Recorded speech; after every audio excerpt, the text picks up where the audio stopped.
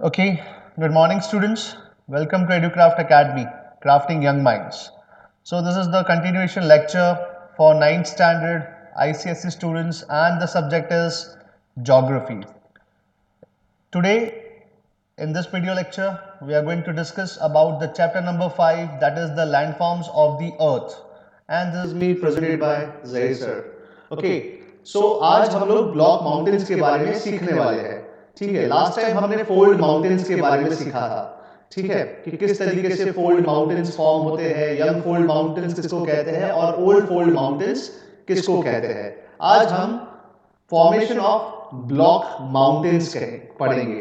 Formation of block mountains. Okay, ठीक है, right. अब देखिए यहां पर थोड़ा सा जस्ट मतलब नो अलग ही है, पूरा के पूरा जैसे कि फोल्ड माउंटेन्स फॉर्म होते हैं ना. ठीक है, जहां पर दोनों प्लेट्स टकराती है, सबसाइड होती है, कन्वर्ज होती है, सबडक्शन टेक्स प्लेस, एंड यहाँ पर जो डेब्री था, जो रॉक मटेरियल था, उसका राइज अप होता है और यहाँ पर ऐसे स्ट्रक्चर बनता है. इसको हम फोल्ड माउंटेन्स कहते हैं. ठीक है, लेकिन इसके ही कॉन्ट्रैरी एक अलग ही स्वरूप हमें देखने मिलता है ये ब्लॉक माउंटेन्स का. ठीक है, अब होता क्या है वो हम जानने की कोशिश करेंगे. लेकिन अगेन यहां पर आपको फॉल्ट का मतलब समझना है. फॉल्ट क्या होता है? ठीक है, आप देख सकते हैं यहां पर फॉर एग्जाम्पल कि एक पहले क्या होता था, पहले एक सीधी सी जमीन हुआ करती थी ऐसे. ठीक है, एक मतलब समतल जमीन है, एकदम स्ट्रेट जमीन है. लेकिन क्या होता है कि ये जो टेक्टोनिक प्लेट है ना, जो आपको दिख रही है, यहां पर इमर्ज होता है टेंशन. एक फोर्स होता है, राइट, जो यहां पर टेंशन क्रिएट करता है. टेंशन क्या है? एक फिजिकल फोर्स है, राइट. जब दोनों जगह से यहां पर क्या हो रहा है, दोनों जगह से यहां पर फोर्सेस लगेंगे तो ये प्लेट टूट जाएगा. ठीक है, और यहां पर आप देख सकते हो ये बन रही है फॉल्ट. क्या बन रहा है? ये फॉल्ट बन रहा है. फॉल्ट कुछ नहीं है, दरार है. टूटना होता है, जिसको टूटना कहते हैं ना, उसको हम दरारें कहते हैं. अब जब ये दरारें फॉर्म होती है तो क्या होता है, देखिए आप देख सकते हैं यहां पर. See this different layers are there. See ये लेयर नंबर 1 है, let us say for example this is the layer number 1, layer 2, layer 3 and layer 4. तो आप देख सकते हो पहले क्या था, पहले लेयर नंबर 1 जो है, ठीक है, चारों पार्ट का, वो एकदम सीधा हुआ करता था. ठीक है, अब देखिए लेयर नंबर 2 आप देख सकते हैं, देखो ऊपर नीचे है ये लेयर नंबर 2, है ना, राइट. और लेयर नंबर 3 भी देखिए, राइट. तो पहले ये सब एक जमीन की तरह ही था, एक नॉर्मल प्लेन ही था, एक प्लेट ही था. लेकिन क्या होता है यहां पर एक टेंशन इमर्ज होता है. मतलब टेंशन का मतलब एक फोर्स इमर्ज होता है, जिसकी वजह से क्या हो रहा है, ये टूट रहा है. ठीक है, अब टेंशन, कंप्रेशन समझते हो? कंप्रेशन क्या होता है? कंप्रेशन का मतलब दबना. ठीक है, जो फोल्ड माउंटेन्स में होता था, यहां पर ये दबता था. ठीक है, फोल्ड माउंटेन्स में.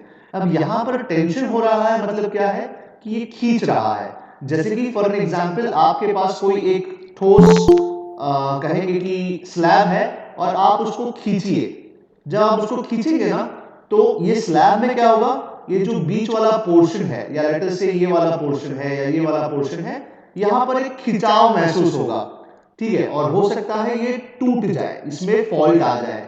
ठीक है, ये क्या होता है, फॉल्ट आ जाए, इसमें टूट जाए, इसमें दरारें हो जाए. बस इसी को हम कहते हैं टेंशन. ओके, ठीक है, राइट. अब देखिए क्या लिखा है. लिखा है कि formation of block mountains. Block mountains are formed due to faulting. दरारें, क्रैक पड़ जाता है. ठीक है, faulting in the ground surface. The faulting is caused by tensile. Tensile का मतलब क्या? एक तरीके से टेंशनल फोर्स. क्या कहते हैं इसको? Tensional force. ठीक है, ये मैंने कहा ना, एक स्लैब है, आप इसको जोर से दोनों एंड से खींचिए तो यहां पर जो तनाव महसूस होगा, जो फोर्स महसूस होगा, इसको हम टेंसाइल फोर्स कहते हैं. ठीक है, right. And the compressive forces motored by endogenetic forces coming from within the earth. ठीक है, अब ये फोर्सेस कहां से आ रहे हैं? तो ये फोर्सेस आ रहे हैं एंडोजेनेटिक से, एंडोजेनेटिक फोर्सेस है। ये एंडो मतलब क्या होता है, अंदर, है ना।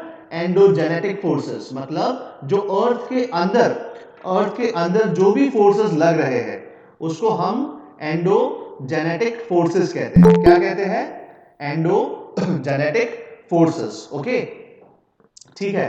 अब क्या होता है देखो, तो ये स्लैब जो है यहां पर टेंसाइल फोर्स लगता है, खास करके टेंसाइल फोर्स लगता है, कंप्रेशनल फोर्स तो नहीं लगता, ना के बराबर लगता है, लेकिन जो तनाव वाला जो फोर्स लगता है यहां पर उसको हम टेंशनल फोर्स कहते हैं। अब होता क्या है कि यहां पर मल्टीपल दरारें, फॉल्ट्स यहां पर हो जाती है। क्या हो जाती है, फॉल्ट्स, दरारें हो जाती है। ठीक है, अब होगा क्या देखो, लिखा है आगे, if there are two parallel faults, और अगेन दो पैरेलल फॉल्ट्स है यहां पर, अगर फॉल्ट बन जाती है दो या दो से ज्यादा, ठीक है, तीन फॉल्ट ऐसे कोई फॉल्ट्स बन जाती है, तो क्या होगा, तो बीच में जो क्रस्टल ब्लॉक है, जो एक ब्लॉक अलग हो गया है, या तो ये राइज अप होगा या तो ये नीचे गिर जाएगा, है ना, राइट। तो यही लिखा है, if two parallel faults, right, if there are two parallel faults, the crustal block between them may either rise to produce a horst, that is a block mountain, or fall। ठीक है, आप समझिए इस चीज को, यहां से बखूबी समझ सकते हैं। देखिए यहां पर लगा टेंशनल फोर्स, ठीक है, ये टेंशनल फोर्स लगा। ओके, तो बीच में दो पैरेलल दरारें बन गई। अब जब दरारें बनी तो बीच में जो क्रस्टल ब्लॉक है, ये जो क्रिस्टल ब्लॉक है, या तो ये अपलिफ्ट होगा, ठीक है, या तो ये क्या होगा, डाउनलिफ्ट होगा, या तो ये नीचे जाएगा, ठीक है, राइट। और उसके हिसाब से क्या होगा, ये या तो ब्लॉक माउंटेन बनेगा या तो एक रिफ्ट बनेगा। अब ये रिफ्ट क्या होता है, देखो ये है रिफ्ट, नीचे जाएगा तो क्या बनाएगा, रिफ्ट बनाएगा, और ऊपर जाएगा तो क्या बनाएगा, एक माउंटेन बनाएगा, जिसको हम ब्लॉक माउंटेन कहते हैं। ठीक है, राइट। अब देखिए आगे क्या लिखा है, लिखा है आगे that if there are two parallel faults, आप समझिए इस चीज को, वापस समझाता हूं, ध्यान रखिएगा। ये इसका कहेंगे क्रॉस सेक्शनल व्यू है। हाँ, क्रॉस सेक्शनल व्यू मतलब ये टॉप व्यू है, यहां से ऊपर से देखते हैं, और ये सामने से देख रहा हूं मैं टू द स्क्रीन, तो यहां पर टेंशनल फोर्स लग रहा है दोनों साइड। ठीक है, अब होगा क्या, इससे हो सकता है यहां पर दरार पड़ जाए, ऐसे क्रैक्स पड़ जाए। ठीक है, फॉल्ट, इसको हम क्या कहते हैं, फॉल्ट। ओके, ये दोनों को फॉल्ट कहते हैं। अब इसमें दो कंडीशंस है, दो कंडीशंस क्या है, या तो ये बीच का जो ब्लॉक है ना, ठीक है, ये वाला जो ब्लॉक है ये ऊपर चले जाएगा, ठीक है, और या तो ये नीचे आ जाएगा, राइट। अब जो ऊपर जाता है, जो ऊपर जाता है इसको हम कहते हैं ब्लॉक, ठीक है, और जब ये नीचे जाता है तो इसको कहते हैं रिफ्ट। ठीक है, सपोज ये ऊपर गया, ये ऊपर अपलिफ्ट हुआ, तो ये ब्लॉक माउंटेन तो बनेगा ही बनेगा, लेकिन ऐसी कंडीशन को, ऐसे इस शेप को हम कहते हैं हॉर्स्ट। क्या कहते हैं, हॉर्स्ट।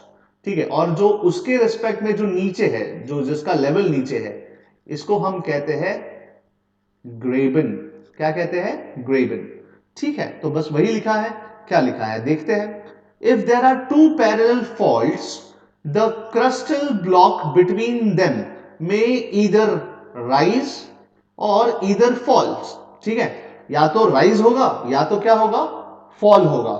ठीक है, अगर वो राइज हुआ तो क्या बनेगा, हॉर्स्ट बनेगा। क्या बनेगा, हॉर्स्ट, और उसको हम कहेंगे ब्लॉक माउंटेन। क्या कहेंगे, ब्लॉक माउंटेन। अगर वो फॉल हो जाता है, दूसरा कंडीशन, अगर वो फॉल हो जाता है, अगर वो नीचे गिर जाता है, ठीक है, अगर वो नीचे गिरता है तो क्या बनेगा, वो रिफ्ट बनेगा। क्या बनेगा, रिफ्ट, एक रिफ्ट वैली बनेगी, और उसी रिफ्ट वैली को हम क्या कहते हैं, ग्रेबन। क्या कहते हैं बेटा, ग्रेबन। याद रखिएगा, जो ऊपर है, ठीक है, ऐसे ऊपर है, इसको हम कहते हैं हॉर्स्ट, और जो नीचे है इसको हम कहते हैं ग्रेबन। ठीक है, अब देखिए क्या लिखा है, block mountains are found in all the continents, ठीक है, सारे कॉन्टिनेंट्स में ये पाए जाते हैं। और ये ऑलरेडी मैंने आपको समझा चुका हूं ग्रेबन और हॉर्स्ट क्या होता है। देखो ये ऊपर राइज अप हुआ इसीलिए ये क्या है, हॉर्स्ट है। ये नीचे इसका सबसाइड हुआ तो ये है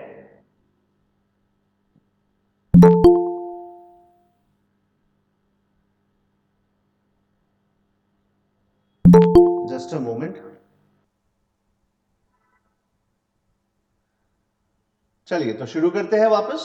जिन भी बच्चों ने लेट ज्वाइन किया है उनसे रिक्वेस्ट करूंगा कि आगे का जो 10 मिनट का जो आपका वीडियो है वो एक बार देख ले। ओके चलिए, अभी हमने एक वीडियो देखा शॉर्ट जिसके अंदर आपको एग्जैक्टली समझ में आ गया कि किस तरीके से एक सीधी जमीन होती है और यहां से जो टेंशनल फोर्स लगते हैं उसकी वजह से यहां पर फॉल्ट्स डेवलप होते हैं। ठीक है, और फॉल्ट्स डेवलप होने के कारण क्या होता है, अगर और ज्यादा टेंशन लगता है तो बीच का जो ब्लॉक है वो नीचे गिर जाता है। ठीक है, और जो नीचे गिरता है उसको हम क्या कहते हैं, ग्रेबन, और एल्स वी कैन से अ रिफ्ट वैली। ठीक है, और जो ऊपर हो जाता है या जो वहीं पर रहता है उसको हम हॉर्स्ट कहते हैं या फिर उसको हम ब्लॉक माउंटेन कहते हैं। ठीक है, चलिए अब नेक्स्ट देखते हैं। इसके बाद जो नेक्स्ट टॉपिक है, राइट, अब यहां पर एग्जाम्पल्स दिए हैं, एग्जाम्पल्स देख लो क्या है एग्जाम्पल्स। तो अभी आपने देखा वीडियो में Vosges mountains and the Black Forest mountains, ठीक है, bordering the faulted rift line valley in Europe, तो ये यूरोप में है। Salt range in Pakistan, Sierra Nevada in California USA, the great rift valley, ठीक है, running from East Africa to Syria through the Red Sea, the Narmada river flows through a subsided faulted basin between the Vindhyas and the Satpuras. अब देखिए विंध्या और सातपुरा ये भारत का है तो मैं इजीली इसको बता सकता हूं आपको, ये भारत है, हमारा प्यारा भारत। और यहां पर आप समझिए कि यहां पर है विंध्यास और यहां पर है सातपुरास। ठीक है, ये दो है, ये विंध्यास है और ये सतपुरास है। तो क्या हुआ है, तो ये जो माउंटेन्स हुए हैं ये कैसे माउंटेन्स है, ये ब्लॉक माउंटेन्स है। ये दोनों ऊपर हुए हैं और बीच का पार्ट जो है वो नीचे सबसाइड हो चुका है। ठीक है, तो ये है which stand as a block mountains to its south and north respectively, और यहां से बीच से नर्मदा रिवर जाती है। ओके ठीक है, अब Damodar river also flows through a rift valley, right. चलिए अब नेक्स्ट देखते हैं। यहां पर ओरोजेनेसिस क्या है।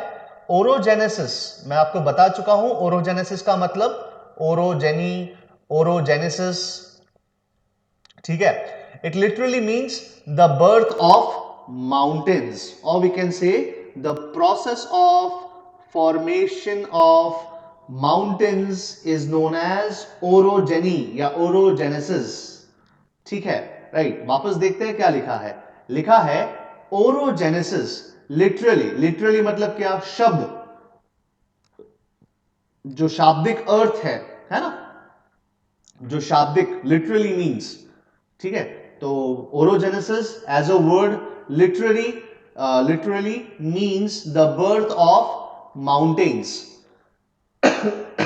Oros means mountains and orogeny is a mountain building episode। याद रखिएगा, ओरोजनी क्या है, माउंटेन बिल्डिंग एपिसोड है, जो कहेंगे बहुत मिलियंस ऑफ इयर्स लगते हैं उस माउंटेन्स को फॉर्म होने में। रातों रात कोई माउंटेन फॉर्म नहीं होता। It can occur through large scale deformation and upliftment of the crust. जो क्रस्ट है हमारा उसका डिफॉर्मेशन होगा, वो टूटेगा और अपलिफ्ट होगा या तो नीचे जाएगा, उसकी वजह से माउंटेन्स फॉर्म होते हैं। ओके, और इसको हम ब्लॉक माउंटेन्स कहते हैं। यहां पर मैंने कुछ आपको एग्जाम्पल समझाए थे, बस वही एग्जाम्पल है कि ये स्टेबल पार्ट है, ये दो पार्ट जो है वो स्टेबल है, और बीच में जो ये पार्ट जो ऊपर आया है इसको हम हॉर्स कहते हैं। ठीक है, अब देखिए यहां पर क्या होता है, ये स्टेबल पार्ट था लेकिन ये दो पार्ट्स नीचे चले गए, तो इससे क्या होता है, एक तरीके से हॉर्स्ट बनता है। दो तरीके होते हैं हॉर्स्ट बनने के, या तो दो आपस में जो स्टेबल पार्ट है ये ऊपर चले जाता है, तो होस्ट बनता है, या फिर ये स्टेबल पार्ट है और ये दोनों नीचे आ जाते हैं तो भी होस्ट बनता है। लेकिन थर्ड वाला आसपास ब्लॉक माउंटेन्स है और ये नीचे आ जाता है, इसको हम कहते हैं रिफ्ट वैली। ओके, चलिए राइट, अब नेक्स्ट देखते हैं कैरेक्टरिस्टिक्स ऑफ ब्लॉक माउंटेन्स। बोले ब्लॉक माउंटेन्स की कैरेक्टरिस्टिक्स क्या है? This mountains are formed by the combined processes of uplifting and faulting and tilting. देखो क्या है, ब्लॉक माउंटेन्स कैसे बनते हैं? तो कहेंगे क्या होता है, सबसे पहले अपलिफ्ट होता है, जो अभी आपने देखा। अपलिफ्ट किसका होगा? तो अपलिफ्ट जो पार्ट होगा उसको हम होस्ट कहेंगे या तो ब्लॉक कहेंगे, ठीक है। और फॉल्टिंग होगा, फॉल्टिंग का मतलब क्या होता है यहां पर? फॉल्टिंग का मतलब डेवलपमेंट ऑफ क्रैक्स, बड़े बड़े क्रैक्स डेवलप होते हैं, उसी को हम फॉल्टिंग कहते हैं। टिल्टिंग का मतलब झुकना, ठीक है, जो नीचे जाता है जो ऊपर जाता है उसको हम टिल्टिंग कहते हैं। चलिए अब नेक्स्ट देखते हैं। These mountains have distinctive layers of rock that lie slightly slanted. These mountains have flat tops, steep and small slope towards the rift valley, but the slope on the other side is long and gentle. ठीक है, right. तो यहां पर क्या है कि ये mountains जो बनते हैं इनका फ्लैट हमेशा, इनका जो टॉप होता है, इनका जो पीक होता है, ये हमेशा ऑलमोस्ट फ्लैट होता है। ये वॉल्केनिक माउंटेन तो है नहीं, वॉल्केनिक माउंटेन तो ऐसे बनते हैं जिसका पीक एकदम शार्प होता है। फॉल्टिंग माउंटेन्स का भी ऐसे ही होता है जिसके पीक्स बहुत सारे होते हैं और एकदम शार्प भी हो सकते हैं। लेकिन जो ब्लॉक माउंटेन्स है उनके जो पीक्स है, जो उनका जो हेड है, जो टॉप है, वो हमेशा काइंड ऑफ फ्लैट रहता है और स्टीप होता है। स्टीप मतलब क्या? गहरा, ठीक है, right. They run along the plate boundary, सही है। जो प्लेट बाउंड्रीज होती है, जहां पर दो प्लेट्स आपस में मिलती है, दो या दो से ज्यादा प्लेट्स आपस में मिलती है, तो यहां पर ज्यादातर आपको क्या मिलता है? ब्लॉक माउंटेन्स मिलता है। Fault block mountains occur where the plates are moving, है ना। तो ये कहां पर अकर होते हैं? जहां पर प्लेट्स मूव करते हैं, ओके, ठीक है, तो वहां पर ये अकर होते हैं। अब लास्ट जो टॉपिक है, जो लास्ट माउंटेन्स है, वो रेसिड्यूअल माउंटेन्स है, ठीक है। अब ये रेसिड्यूअल और डाइसेक्टेड माउंटेन्स क्या होता है? कोई बता सकता है? As the name suggest, residue, residue मतलब क्या है ये? रेसिड्यू का मतलब क्या? कोई कमेंट करके बता सकता है रेसिड्यू का मतलब क्या? Come on.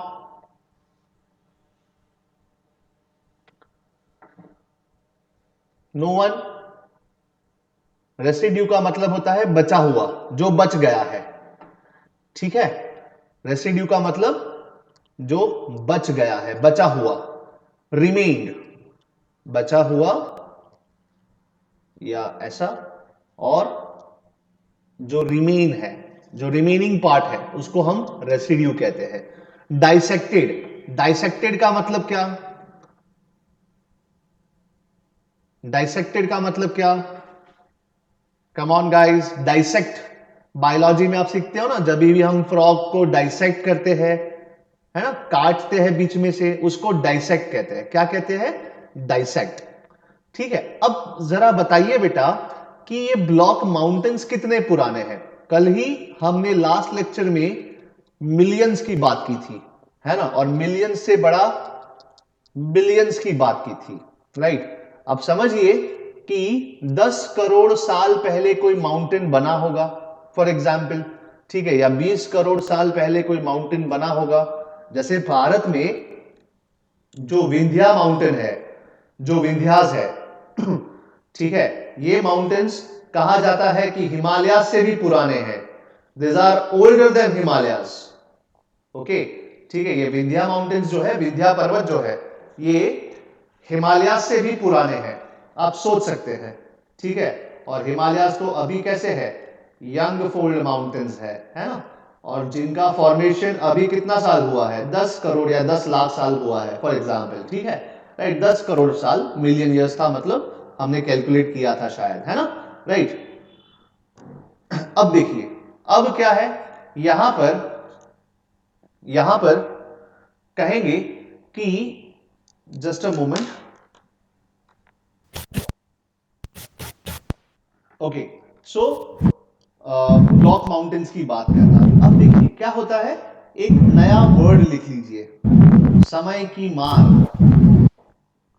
ठीक है, ये समय की मार है, आप समझिए। इसको हम इंग्लिश में कहते हैं वेदरिंग। क्या कहते हैं बेटा इंग्लिश में इसको? वेदरिंग कहते हैं। ओके, अब होता क्या है देखिए, वेदरिंग का मतलब है कि जो नेचुरल फिनोमिनाज होते हैं, जो क्लाइमेटिक कंडीशंस है, कभी ठंडी, कभी ज्यादा गर्मी, कभी बारिश, कभी ओले गिरना, कभी आइसेज आना, ठीक है, कभी बर्फ पिघलना, राइट। तो ये सब क्या है? ये सब क्लाइमेटिक कंडीशंस है। हवा चलना, ये सब क्लाइमेटिक कंडीशंस है। अब इसकी वजह से क्या होता है, इसकी वजह से कुछ ना कुछ एक्शन होता है। ये क्लाइमेटिक कंडीशंस जो है, ये जो नेचुरल फिनोमेना है, वो किसी जगह पर, किसी भी बॉडी पर अपना छाप छोड़कर जाते हैं, अपना एक्शन करके जाते हैं। बस उसी एक्शन को अभी समझ लीजिए आप, क्या कहते हैं उसको? वेदरिंग कहते हैं। क्या कहते हैं? वेदरिंग। और ये वेदरिंग को अगर मैं हिंदी में कहूं तो क्या कह सकते हैं? समय की मार लगना। फॉर एग्जाम्पल इसी को ही हम क्या कहते हैं? समय की मार लगना। फॉर एग्जाम्पल जैसे कि आपने कभी देखा होगा, अभी हाल ही में न्यूज आया था मुंबई में कि कोई बिल्डिंग गिर गई, है ना। बहुत पुरानी हो चुकी थी इमारत, और ये इमारत कमजोर पड़ गई। ठीक है, तो कमजोर क्यों पड़ी होगी ये इमारत? आपको पता है ये बिल्डिंग क्यों कमजोर पड़ी होगी? उसको बनने को तो सिर्फ 30 इयर्स ही थे या 50 इयर्स ही हुए थे, लेकिन ये कमजोर हो गई थी। क्यों हो गई थी?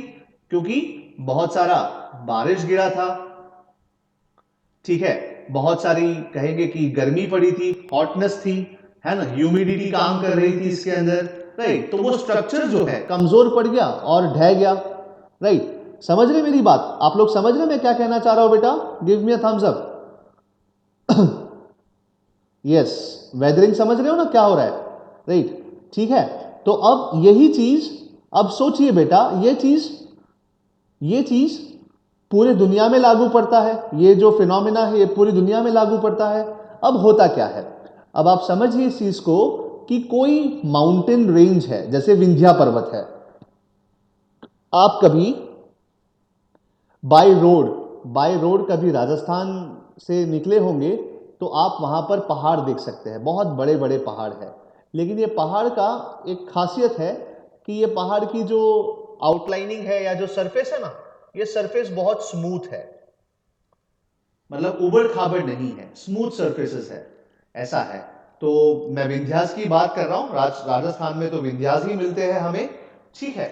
लेकिन क्या है ये, यहां पर आप समझिए वो ब्लॉक माउंटेन्स है विंध्यास, लेकिन आप समझिए इस चीज को कि सपोज कि कोई माउंटेन रेंज था, पहले वो ऐसे थे, ठीक है, ऐसे माउंटेन्स थे और इस तरीके से माउंटेन्स थे। अब यहां पर क्या हो रहा है? कंटिन्यूअस वेदरिंग हो रहा है। क्या हो रहा है? Continuous weathering. और ये वेदरिंग कुछ 30 साल 50 साल से नहीं हो रहा, ये कितने साल से हो रहा है? ये हो रहा है from millions of years, right. ठीक है, अब सोचिए 30 साल में बिल्डिंग गिर जाता है, 50 साल में बिल्डिंग गिर जाता है, तो मिलियंस ऑफ इयर्स जो आप काउंट भी नहीं कर सकते, है ना। 10 करोड़ साल फॉर एग्जाम्पल, ठीक है, 20 करोड़ साल, यंग फोल्ड माउंटेन्स की बात कर रहा हूं। तो पक्का है कि कहीं ना कहीं वेदरिंग हुआ होगा, इनके ऊपर क्लाइमेट ने एक्ट किया होगा। अब जब क्लाइमेट इनके ऊपर एक्ट करता है तो ये माउंटेन्स टूट जाते हैं, ये माउंटेन्स जो है डिफॉर्म हो जाते हैं, ठीक है, राइट। और ये बनते हैं कुछ इस तरीके से। आप देखिए बीच में जो पार्ट गायब हुआ है ना, राइट, ये जो पार्ट्स गायब हुए हैं ये किसकी वजह से हुए हैं? ये हुए हैं वेदरिंग की वजह से। और इसीलिए जो बचा हुआ माउंटेन है इसको हम क्या कहते हैं? रेसिड्यू। क्या होता है रेसिड्यू? अभी जो बचा हुआ है, जो रिमेनिंग है, उसको हम रेसिड्यू कहते हैं। समझ में आया? अभी आया समझ में रेसिड्यू माउंटेन्स क्या है? Give me a thumbs up. Okay, okay, ठीक है बेटा, ठीक है, ओके। चलो अब देखते हैं, पढ़ते हैं क्या लिखा है। लिखा है the mountains which are subjected to weathering. अब ये वेदरिंग क्या है आपको पता है, ठीक है, आपको समझा दिया वेदरिंग क्या है, अभी शॉर्ट में समझाया है, आगे चैप्टर आएगा उसके अंदर टाइप्स ऑफ वेदरिंग भी है। एक चैप्टर है जहां पर वेदरिंग और डेन्यूडेशन है, जहां पर आपको टाइप्स ऑफ वेदरिंग समझाऊंगा, ठीक है। लेकिन अभी वेदरिंग का मतलब समझो समय की मार, जो भी क्लाइमेट में जो भी चेंजेस होते हैं, ठीक है, फ्रॉम मिलियंस ऑफ ईयर्स, उसकी वजह से क्या हो रहा है, वेदरिंग हो रहा है। वेदरिंग को हम वेयर एंड टेयर भी कहते हैं। क्या कहते हैं? वेयर एंड टेयर, ठीक है। जो घिसाव होता है, जो घर्षण होता है, उसको हम वेयर एंड टेयर भी कहते हैं। तो क्या लिखा है? The mountains which are subjected to weathering and erosion for a long time. How much time? तो कहेंगे for a million of years, ठीक है, are lowered down and are called residual or dissected mountains. They owe their present form to the erosion by different agents such as river, wind, glacier. आपको पता है ना कि glaciers क्या होते हैं? ग्लेशियर्स बड़े बड़े आइस के ब्लॉक्स होते हैं जो हमेशा क्या करते हैं? मूव करते हैं। दे कंटिन्यूअसली मूव, राइट।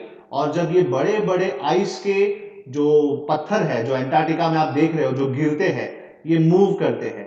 और जब ये मूव करते हैं ना, तो क्या होता है? नीचे जो जमीन होती है उस पे अपनी निशान छोड़ के जाते हैं, ठीक है, राइट। तो ये चीजें हो रही है। They have been worn down. worn का मतलब वियर, ठीक है, जो वियर हो गए हैं, जो वेयर हुए हैं, उसको worn डाउन कहते हैं। क्या कहते हैं बेटा?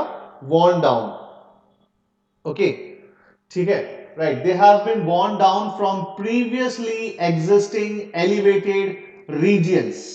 एग्जाम्पल, नीलगिरीज साउथ इंडिया में है, पारसनाथ, गिरनार, गुजरात, राजमहल in India are examples of this type of mountains. Most of the hills of the southern India are examples of residual mountains. Okay, ठीक है, तो यहां पर आपका mountains का टॉपिक खत्म होता है। कोई डाउट है यहां तक बेटा?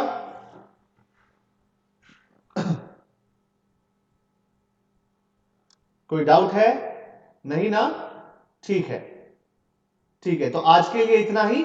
नेक्स्ट लेक्चर में हम देखेंगे। ओके, जल्दी खत्म कर रहा हूं, थोड़ा काम है। Bye everyone.